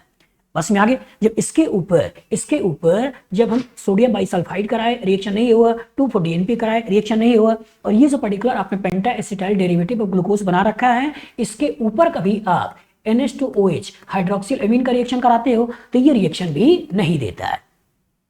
बस में आगे चौथा क्या है कि जब इसके ऊपर सिर्फ रिएजेंट का रिएक्शन कराते हो, सिर्फ रिएजेंट का रिएक्शन कराते हो तो ये रिएक्शन भी नहीं देता है। तो ये परेशान करता है कि सर ये तो एल्डिहाइड का टेस्ट था तो ये रिएक्शन क्यों नहीं दिया, या पर 2,4 DNP जहां भी एल्डिहाइड कीटोन था वहां रिएक्शन होता है, ये क्यों नहीं दिया, सोडियम बाइसल्फाइड ये रिएक्शन क्यों नहीं दिया, और यहाँ आपके पास एल्डिहाइड है फिर इसने पेंटाहाइड्रोक्सी वाला इस NH2OH के साथ रिएक्शन क्यों नहीं दिया। बस में आगे तो कुछ ऐसे रिएक्शन हैं जो ये सारे एक्सप्लेन नहीं कर पा रहे हैं, और दूसरा कुछ ऐसी चीजें हैं जिसमें मेल्टिंग पॉइंट एक कंपाउंड के दो आ रहे हैं, बॉइलिंग पॉइंट एक कंपाउंड को दो आ रहा है, तो कुछ ऐसा बताना है नहीं बताना है जिससे हम दो कंपाउंड के बारे में बता पाए। बस में आगे हमारा काम एक से अगर नहीं चल रहा है तो कुछ ऐसा करो कि दो कंपाउंड बता दें, और दो कंपाउंड बता दोगे तब तुम बता सकते हो कि इसके दो दो मेल्टिंग पॉइंट होंगे। बता सकते नहीं बता सकते हो, लिख लो कि some reaction which is not given by glucose. ठीक है, सम reaction which is not given by glucose।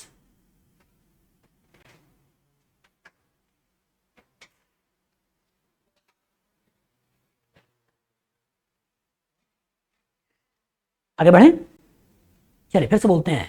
एक रिएक्शन सोडियम बाइसल्फाइड इसका नहीं होगा, दूसरा रिएक्शन 2,4 DNP के द्वारा नहीं होगा, तीसरा रिएक्शन सिर्फ रिएजेंट के द्वारा नहीं होगा, और चौथा रिएक्शन जो परेशान करता है, यहां से लिखिएगा, इसके ऊपर अगर रिएक्शन कराओगे तो रिएक्शन होगा, लेकिन जब पेंटा एसिटाइल के ऊपर रिएक्शन कराओगे तब नहीं होगा। बस में आगे जब इसके ऊपर रिएक्शन कराओगे, अगर यहां तुमने NH2OH का रिएक्शन करा दिया तो ये यहां रिएक्शन कर लेगा, और रिएक्शन करके C डबल बॉन्ड N यहां पर ये कुछ ऐसा बना लेगा, ये जो है ये यहां तो रिएक्शन कर लेता है, यहां तो ये रिएक्शन कर लेता है, लेकिन जब इसका पेंटा एसिटाइल के ऊपर रिएक्शन कराते हैं तो रिएक्शन नहीं देता है। तो ये बच्चे कंफ्यूज होते हैं, उनको लगता है कि सब इसी का रिएक्शन है जो ग्लूकोज के साथ नहीं हो रहा है। बस में आगे तो ग्लूकोज का इन तीन के साथ रिएक्शन नहीं होगा, लेकिन इसके साथ रिएक्शन होगा, लेकिन जिसका पेंटा एसिटाइल लोगे उसका इसके साथ रिएक्शन नहीं होगा। बस में आगे चाहो तो इस रिएक्शन को भी लिख लेना कि जिससे कि फ्यूचर में गलतियां ना हो।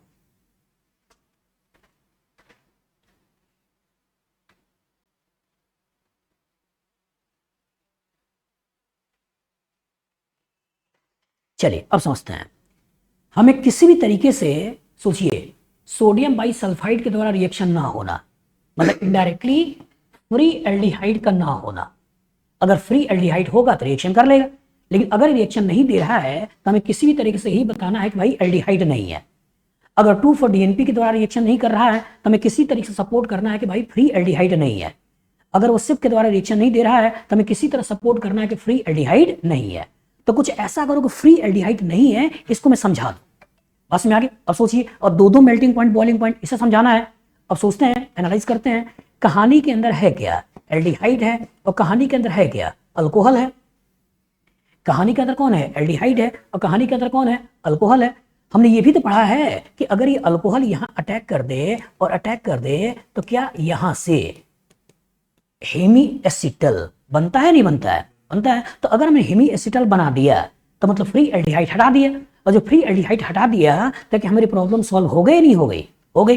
दूसरा, क्या इसके अंदर कायरल कार्बन है या नहीं है, और जो कायरल कार्बन है स्टीरियोकेमिस्ट्री आ गई, और जो स्टीरियोकेमिस्ट्री आ गई तो दो कंपाउंड बन गए, और दो कंपाउंड बन गए तो दो मेल्टिंग पॉइंट बॉइलिंग पॉइंट भी अलग हो गए, क्योंकि आपस में डायस्टीरियमर बनेगा, क्योंकि इधर की स्टीरियोकेमिस्ट्री सेम है। तो जो दो दो मेल्टिंग पॉइंट निकल रहा है, दो दो बॉइलिंग पॉइंट निकल रहा है, कि आप हेमी एसिटल बनाकर इसकी प्रॉब्लम सॉल्व कर सकते हैं, नहीं कर सकते हैं? कर सकते हैं। तो हेडिंग क्या होगा? साइक्लिक स्ट्रक्चर ऑफ ग्लूकोज, कि अगर ये अटैक करेगा तो रिंग बनेगी ना, और रिंग बनेगी तो कैसा होगा? Cyclic structure of glucose. चलिए लिखिए, साइक्लिक स्ट्रक्चर ऑफ ग्लूकोज, लिखो साइक्लिक स्ट्रक्चर ऑफ ग्लूकोज।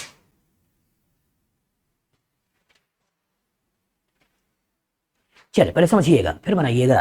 फिर से बोल रहा हूं कि मेरी जो नोटबुक है वो नोटबुक ऐसी है, ऐसी है, और आपकी जो नोटबुक है वो कैसी है? ऐसी है। तो मैं जो स्ट्रक्चर बनाऊंगा वो यहाँ ग्लूकोज लिखूंगा, फिर इधर इधर दो स्ट्रक्चर बनाऊंगा, लेकिन आप जो बनाओगे उसमें यहाँ ग्लूकोज लिखना और ऐसे ऐसे दो स्ट्रक्चर बनाना। बस में आगे, कि जिससे कि आपकी नोटबुक में सही तरीके से सही जगह पे चीजें रहे। चलिए अब थोड़ा समझिए। एनसीईआरटी की बुक डायरेक्ट लिखवा देती है, छपवा देती है, और कोई टीचर समझाता नहीं है कैसे बना है। थोड़ा समझिए, एनालाइज करिए। यहाँ की कहानी में ग्लूकोज है, ये आपका CHO है, 1 2 3 4, यहाँ हो गया CH2OH, यहाँ OH, यहाँ OH, ये H, यहाँ OH, ये H, ये आपका OH, ये H और ये H, ऐसा बना दिया। नंबर ऑफ कार्बन गिने कि नंबर ऑफ कार्बन 1 है, सॉरी ये आपका नंबर 1 है, 2 है, 3 है, 4 है, 5 है, 6 है। सोचिएगा, एनालाइज करिए। ये सेकंड वाला OH अटैक करेगा तो कितने मेंबर रिंग? 3, 1 2 3। ये अटैक करेगा 4, 1 2 3 4। ये अटैक करेगा 5, ये अटैक करेगा 6, ये अटैक करेगा 7। कितने मेंबर सबसे ज्यादा स्टेबल? 6। तो इसलिए ये वाला जो OH है, यही वाला OH यहाँ पर अटैक करता है। और ध्यान से देखना, लिखने वाला काम बाद में करना, पहले समझना। तो जब ये OH यहाँ पर अटैक करेगा तो सोचो क्या इनकी स्टीरियोकेमिस्ट्री में कोई चेंज है? नहीं। पहले बनाना सीखना। फिर से बोल रहा हूँ, लिखने के चक्कर में मत पड़िएगा, पहले बनाना सीखिए। ये नंबर 1 हो गया, 2 हो गया, 3 हो गया, 4 हो गया, 5 हो गया, और ये आपका 6 वाला कार्बन हो गया। इधर आ जाओ, ये आपका 1 हो गया, 2 हो गया, 3 हो गया, 4 हो गया, 5 हो गया, और ये आपका 6 वाला कार्बन है। ऐसा बन गया। ध्यान से देखना, ये 6 वाला मैंने लिख दिया है, इसी O से रिएक्शन करना है, फिर थोड़ी देर के छोड़ देते हैं। H यहाँ पे है, यहाँ आपका OH है, ये आपका H है, ये आपका H है, ये आपका OH है, ये आपका OH है, और ये आपका H है। ऐसा बन गया। इधर आ जाओ, यहाँ पे H अपनी जगह पे है, इन्हीं का रिएक्शन करना है, भूल जाते हैं। यहाँ आपका OH है, ये H है, यहाँ H है, यहाँ OH है, और यहाँ OH है, और यहाँ H है। यही बना है। ध्यान से देखना, हमने जब एल्डिहाइड के ऊपर अल्कोहल का रिएक्शन कराया तो हमने बनाया क्या है? Hemiacetal. यही हेमी एसिटल बनाया है। तो हमने इस R को लिख दिया, हमने इस R को ऐसे लिख दिया।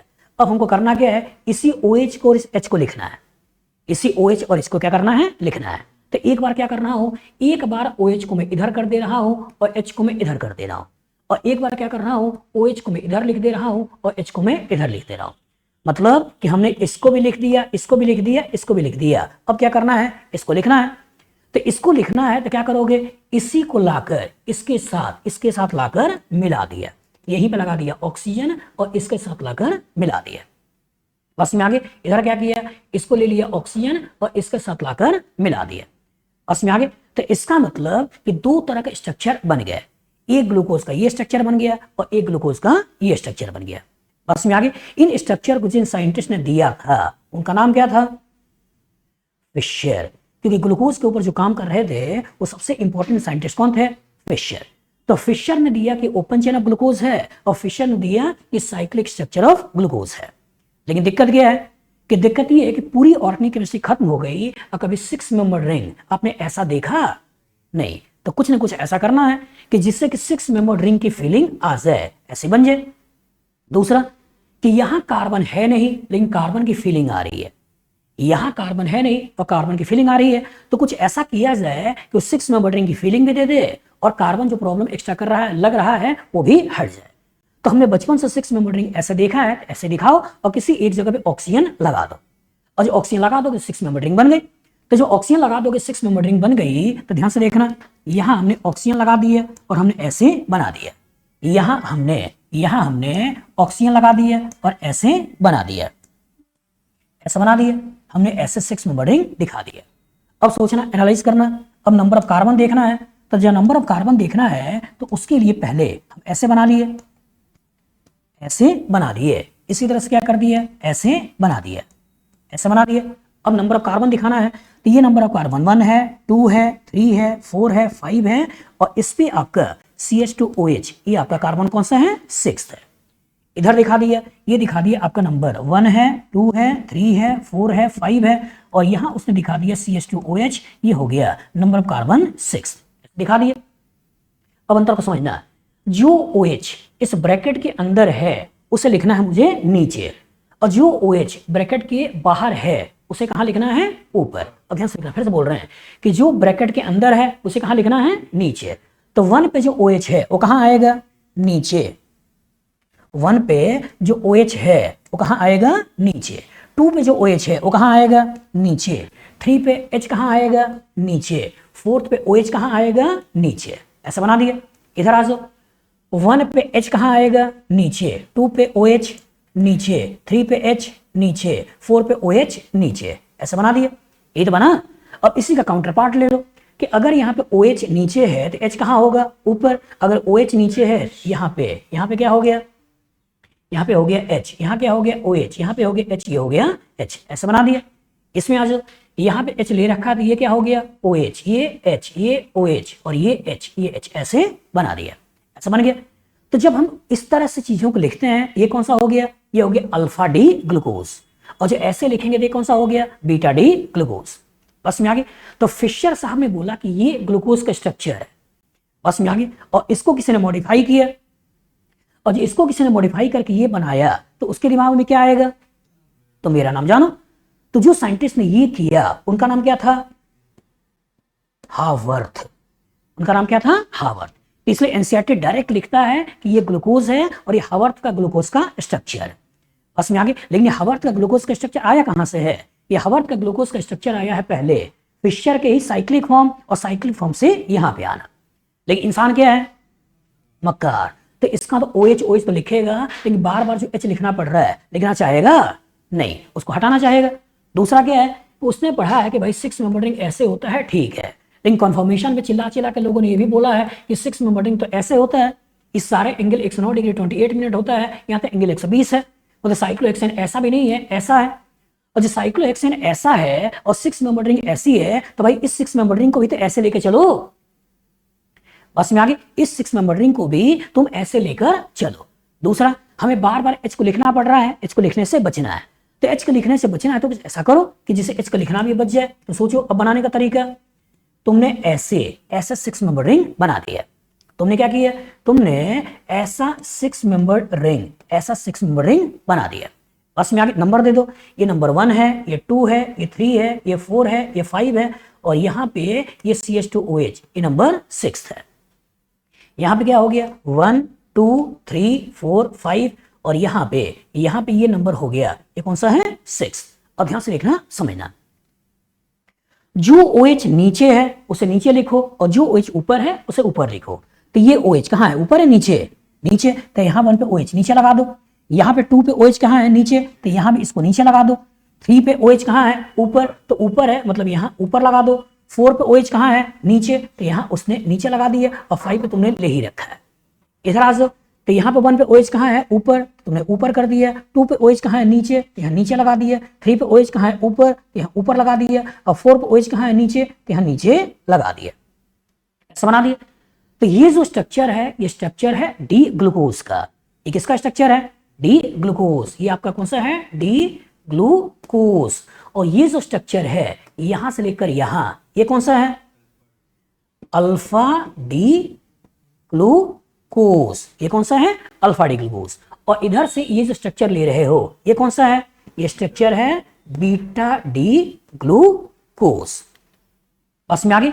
तो इसका तो ग्लूकोज के कितने स्ट्रक्चर हैं, एक। ग्लूकोज ये है।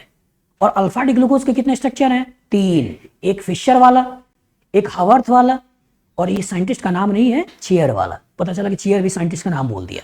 बस में आगे 3। एक कौन सा है, फिशर वाला, एक कौन सा है, हावर्थ वाला, और एक कौन सा है, चेयरवाल। तो एनसीईआरटी की जो पुरानी किताबें हैं उसमें केवल आपको ये दिखेगा और ये दिखेगा, बस में आगे। लेकिन आईटी के कुछ क्वेश्चन ऐसे हैं जिसमें ये भी दिखेगा, और जो पास्ट में चले जाएं पुरानी बुक्स को पढ़ें तो उसमें आपको ये दिखेगा, बस में आगे। लेकिन सारी इंटर कन्वर्जन आपको प्रॉपर तरीके से आना चाहिए। अब सोचो इतना बड़ा बड़ा स्ट्रक्चर है और इतने बड़े बड़े रिएक्शन है, कौन पढ़ाएगा कौन पढ़ाएगा, बस में आगे। इसलिए कह रहे हैं पूरे कोटा में अगर कोई भी बायोमोलिक्यूल मेरे से अच्छा पढ़ा दे तो पढ़ाना ही छोड़ दो। मतलब आप किसी के भी लेक्चर को देख लेना, किसी के लेक्चर को देख लेना, इसने बायोमोलिक्यूल ऐसे पढ़ाया ही नहीं होगा, बस में आगे। क्योंकि सब के सब करते हैं कि हम सटवा देते हैं, कुछ तो छोड़वा देते हैं कि छोड़ दो, बस में आगे। लेकिन बायोमोलिक्यूल अभी क्वेश्चन दिखाएंगे कि पिछले मतलब 20 साल के पेपर में लगभग आईटी ने 11 से 12 क्वेश्चन कार्बोहाइड्रेट का पूछा है, बस में आगे। मतलब छोड़ नहीं सकते हो। और मैं इतना अच्छा क्यों पढ़ा लेता हूँ, इसके पीछे रीजन क्या है कि जब मैं रेजोनेंस को पढ़ाना चालू किया था, ठीक है, तो उसी समय एक सर थे आरएसएस, ठीक है, तो उसकी कहीं दूसरी जगह पे मतलब ट्रांसफर हो गया था, ठीक है, उनके दूसरी जगह ट्रांसफर हो गया था। तो उसके चक्कर में हुआ गया कि लकली अनलकली उनके 5 बैच मुझे एट ए टाइम मिल गए, ठीक है। अब सोचो, कल्पना करो मेरे बारे में, स्थिति सोचो कि मैं पहली बार केमिस्ट्री पढ़ा रहा हूँ, उसी साल जस्ट आया था, मैं 2007 की बात बता रहा हूँ, पहली बार केमिस्ट्री पढ़ा रहा हूँ। अपने जो 7 बैच है उसमें तो पढ़ा ही रहा हूँ, लेकिन वो 7 बैच के साथ अच्छी बात क्या है, उन 7 बैच के साथ अच्छी बात यह है कि शुरू से बच्चे मेरे साथ पढ़ रहे हैं, तो मेरी ट्यूनिंग उनके साथ काफी अच्छी से बनी हुई है, बस में आगे। और अभी जो 7 बैच मुझे मिलने वाले हैं उनके साथ क्या है, ये बच्चे पहली बार मेरे को मिल रहे हैं, तो पहली बार मैं उनको पढ़ा रहा हूँ, बस में आगे। तो अगर जो 7 बच्चों को मैं पढ़ा रहा था उनको मैं पढ़ा देता और बिना स्ट्रक्चर बनाए या पेपर में लेके स्ट्रक्चर बना बना के पढ़ा देता तो समझ जाते। लेकिन अगर नए बच्चों को पढ़ाना है और मैं पेपर पर लिख कर ये सारे स्ट्रक्चर लेके जाता और बनाता तो क्या मन स्थिति होती, खतरनाक है नहीं है। तो उसके चक्कर मुझे सारी चीजें रटनी पड़ी, पढ़नी पड़ी, समझनी पड़ी, दिमाग में बैठानी पड़ी, कहाँ कहाँ से क्वेश्चन निकल सकते हैं वो कराना पड़ा, बस में आगे। और पहले ही साल बायोमोलिक्यूल मैंने ये 14 बैचेज में पढ़ाए, वो 2007 की बात बता रहे हैं एक साल में कि एक साल में 14 बैच में मुझे बायोमोलिक्यूल पढ़ाना पड़ा, बस में आगे। और 14 बैच में 2007 में पढ़ाना पड़ा और 7 से लेकर 25, सोच सकते हो कितनी बार चला होगा, बस में आगे। तो कहने का मतलब ये है कि अगर पढ़ाओगे तो चीजें याद हो जाएगी, अब बचोगे तो बचते रहोगे, बस में आगे। बच्चे बचते गए हैं कि इतने बड़े बड़े स्ट्रक्चर हैं क्यों पढ़े, बस में आगे। धीरे धीरे निकल जाता है, लेकिन करोगे तो धीरे धीरे बन जाए। चलिए करिए, देखिए। हाँ, हार्वर्ड साइंटिस्ट का नाम है। हाँ, चेयर का कौन सा नाम देगा नहीं, उन्होंने जिसने वो जनरलाइजेशन है, जनरलाइजेशन में ले लिए। कुछ ऐसा काम करो जो कि एकदम दूसरों से अलग हो तो उसमें तुम्हारा नाम आएगा। लेकिन अगर तुम ऐसा कर रहे हो कि साइक्लोहेक्सेन हर जगह दिख रहा है, तुम भी साइक्लोहेक्सेन बना दो तो उसमें कहाँ कोई अलग है। चलिए बनाइए, देखिए। तो एक बार तो यही पूछा है कि अल्फा डी ग्लूकोज का स्ट्रक्चर क्या है, ठीक है। एक बार तो मेडिकल ने बड़ा अच्छा क्वेश्चन पूछ लिया था। सोचो क्वेश्चन कैसे पूछा है कि अल्फा डी ग्लूकोज के अंदर कितने कायरल कार्बन है। तो बच्चा दिमाग में क्या रखता है, ग्लूकोज, तो दिमाग में क्या आता है 1 2 3 4, तो आंसर क्या लिखेगा 4। लेकिन सोचो अल्फा डी ग्लूकोज 1 2 3 4 5, कितने कायरल कार्बन है 5। तो जब क्वेश्चन बोलता है ग्लूकोज के अंदर कायरल कार्बन तो नंबर 4, लेकिन अल्फा डी ग्लूकोज के अंदर कायरल कार्बन तो नंबर 5, बीटा डी ग्लूकोज के अंदर कायरल कार्बन नंबर 5। 2012 का एडवांस का क्वेश्चन उसमें यही हुआ करता था, उसमें मुंबई में था। मैं एक क्वेश्चन बड़ा मतलब अच्छा क्वेश्चन बायोमोलिक्यूल का उन्होंने इनडायरेक्टली उस साल पूछा था। सारे टर्म यूज किए थे कि एल्डोहेक्सोज किसको कहते हैं, ग्लूकोज का स्ट्रक्चर कैसे बनते हैं, इसका अगर रिएक्शन कराएं और जो इसका पायरेनोज फॉर्म बनेगा, इसी को बाद में बोलेंगे 6 मेंबर साइक्लिक रिंग को पायरेनोज बोलते हैं। तो इसके पायरेनोज फॉर्म में कितने स्टीरियोआइसोमर बनेंगे, मतलब रिएक्शन पूछ लिया, स्टीरियोकेमिस्ट्री पूछ लिया, टर्म से पूछ लिया, उसके बेस से बड़े अच्छे क्वेश्चन उन्होंने उस साल बनाया था। तो टर्म्स भी क्लियर हो और साथ साथ रिएक्शन भी क्लियर हो।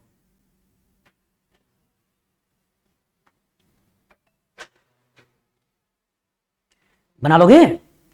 चलिए, ये वाली क्लास 3 पे छोड़ेंगे और नेक्स्ट क्लास में फ्रक्टोज को दिखाएंगे कि फ्रक्टोज का साइक्लिक स्ट्रक्चर कैसे बनेगा, और उसका मोनोसेकेराइड के बाद कहां निकलेंगे, ओलिगोसेकेराइड। ओलिगो के बाद कहां निकलेंगे, पॉलीसेकेराइड।